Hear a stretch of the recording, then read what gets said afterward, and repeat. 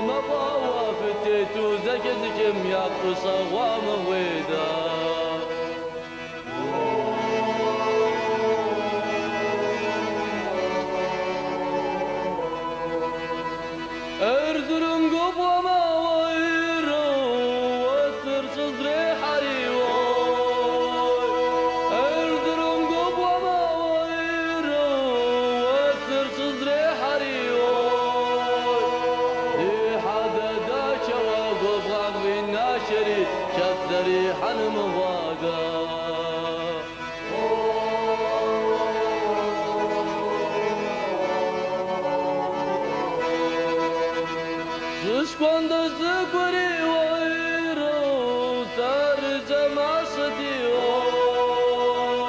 Sus cuando se cuero terjemah setiap.